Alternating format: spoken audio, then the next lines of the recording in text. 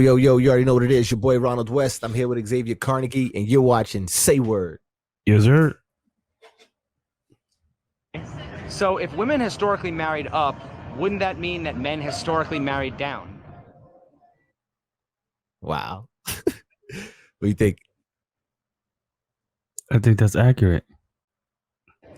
I mean, So who's really settling for who? but it's, in society, women have always been the prize. So it's the woman trying to earn the the man trying to earn the woman's attention or, win her over. So at the end of the day, we're the catch. So it's the man trying to get us. So no, he's not marrying down, even if per se I don't make as much as he does, because again, he's happy to have. Wow. Basically, he's happy to have me. That's what she's saying.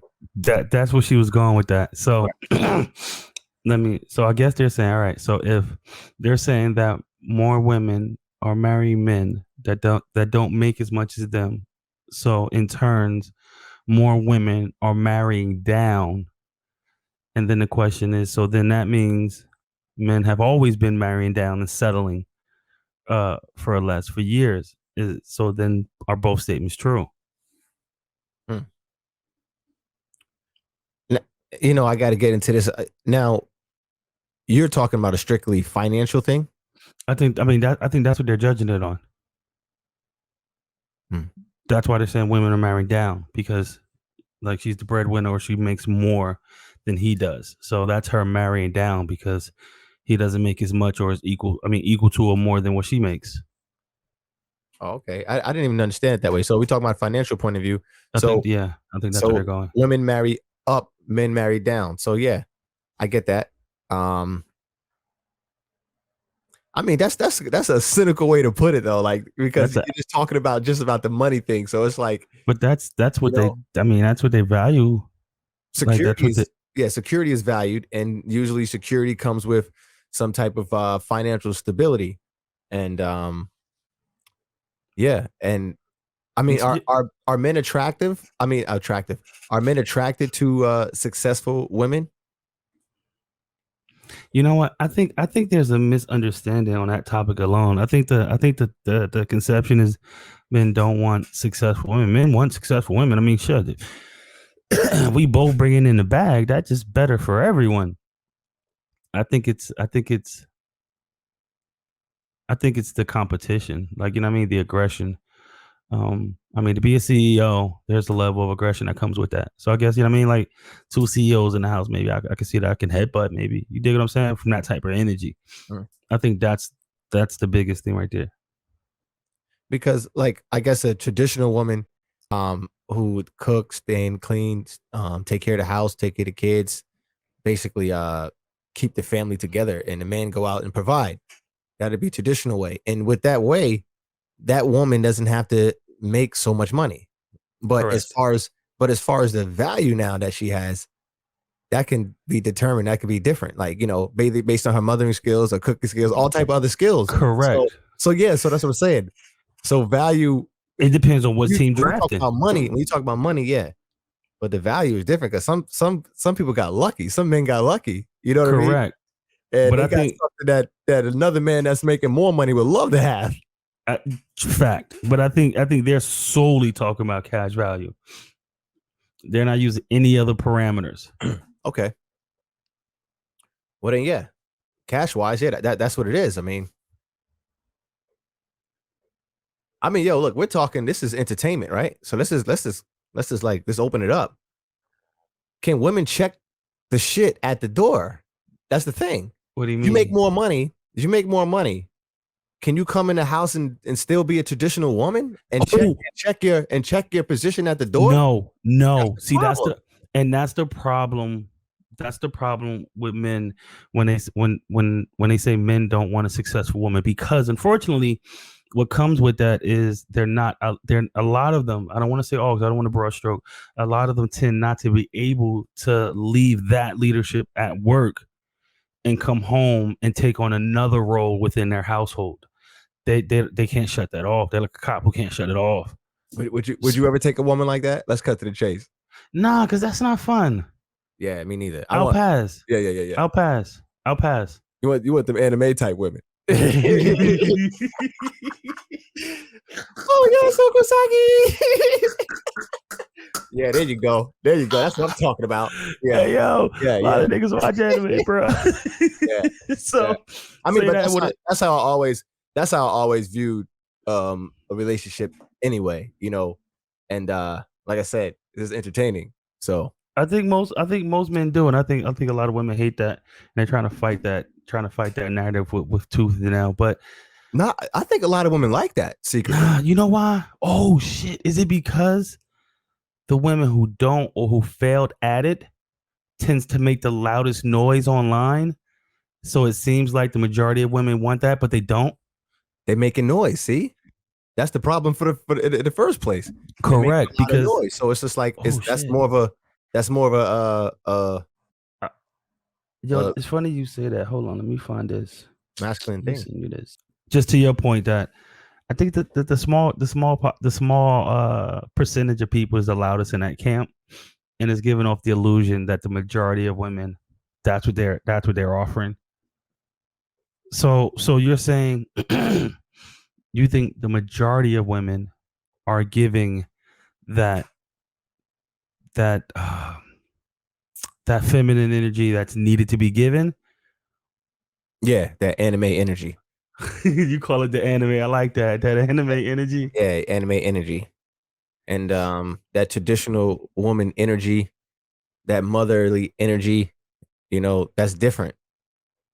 That's different. That's what you want to keep. That's what you want to have with you forever. You know, correct. All of the other shit, like, you know, I'm man enough. Not that CEO energy. Nah, I don't need that CEO energy. No, not at all. And you know, and everybody says things, all crazy stuff nowadays. Let's just keep it what it is. You know, not every man wants that CEO energy. And and not to say that a man doesn't want a woman who makes CEO salary just like he does. That's not what's being said. It's that energy that tends to come with that woman, because you know what? And again, it's because now when this seems like real misogynist. When you're a woman and you go into a male dominant field, you find that a lot of feminine traits you tend to drop and adopt more masculine traits to be in competition with all the other men around you. And unfortunately, that creates calluses on you. And then, bro, you bring that shit home, and that shit ain't fun. Yeah, you can't check it at the door. And then that's back to our old conversation. And it's not me who cares about my empathy about that, understanding that situation. That's not for me to worry about. Fact. You know, but yeah, that's the realness of it. You know? Yeah, so I can understand that. Yeah. Men marry down as far as finances. Correct. And women marry up. And I don't see no problem with it, because here's the deal. What women have to offer that are getting married is worth a whole hell of a lot than money. That's how I'm putting it. I mean, because there's some men that I know that don't do shit.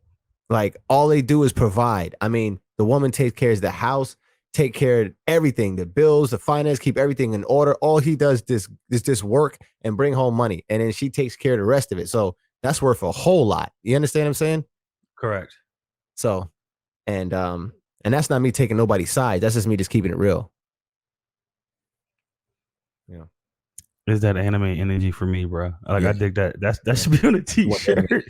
Women who give off anime energy. We dig those. Anime energy would be like this. Oh, Ronald's doing a podcast. I must go watch it. I gotta hit the like button and subscribe. I love him so much. That's a good one. That's a good one. So I need that. I like that anime energy. I like that. I like that. Mr. Ronald-san. This is my husband, Mr. Ronald-san. Yes, this is Mr. Ronald-san podcast. Like, exactly like that. I'm digging that. Hey, look. So now I'm gonna play devil's advocate. Like, are we such like what is that show within our character that wants something like that's so submissive? Like, what is that about? Is that about control? Like, this having control? Do you want somebody that you can control? Hey yo. See, you know what? I guess different people have different roles, and different people like they say like people have different love languages. You know what I mean? Some people love languages touch. Some people love languages buying gifts. You dig what I'm saying? Okay. Some people love language is being in that. And I use the word submissive loosely, because when you say submissive, some people want to take it as like you pushing somebody head in the dirt, or someone doesn't have a voice in a relationship. That's not what I'm talking about. That's not what I'm talking about. Like when it comes time to pay bills, when it comes time to make moves, you would still sit with your spouse and discuss it like any two people in a relationship would. But when it comes to your needs, that's their love language, making sure those needs are met. And whatever those needs are, whether it's ironing your clothes, whether it's sitting with you, read a book, I don't know. You dig what I'm saying? But they find joy in providing things that bring you joy. I think that's dope. Right. What's wrong with that? Even if now, like, Nothing, I'm pretty sure everybody right now has a spouse that can be a little submissive towards them, because I mean, what's wrong with that? Hey yo, it's either you is or you ain't. No, but what I'm saying is, if for people who feel like that may sound like chauvinistic. Yeah. I bet you with somebody right now that understands that you can be submissive towards them in some way. I bet you. Go ahead and ask them. Hey yo, let me tell you something. The woman empowerment movement, yo, just fucked it up for everybody. Like, that's gonna sound it's gonna sound real ugly right there. But yo, they trick people. Like, you know what I mean? All the men go to war. Like, all the stay-at-home moms back then, you know what I mean? Tired of being stay-at-home mom. They want to do something different. So they come out with this like, just be free. Just, do you. And over time, bro, that shit just turned to something crazy. Now you tell a woman like, hey, bro, it's crazy. I want a stay-at-home mom. I like the value of a stay-at-home mom. It's a lot of value. You understand what I'm saying? When you're able to provide that, what's wrong with that? I like it. I like it. And you got to know what you like. And like you know this, what I mean? And then someone be like, then if he leaves, I'm vulnerable. Hold on. Like, I think people get it lost. I mean, maybe I have a different perspective on that. Like, because like, boom, like, yeah, you can be a stay-at-home mom. But if you want to do something, bro, that you enjoy, if you have a, you know what I mean? If you want to work part-time, if you want to create your own business, if you want to do things like that, then go for it. I'm not trying to like take you out of you. Like, you can still pursue any of your other needs or other dreams that you might have. I think a lot of people like, I'm be stay-at-home moms, and that's all I'm gonna do. That's it. And then shit goes sour, and they're like, yo, give me 90% of everything. And it's like, nobody told you not to work on you as well, though. Like, it's kind of on you. You already know where I stand with that. Like I said, that has so much value to me.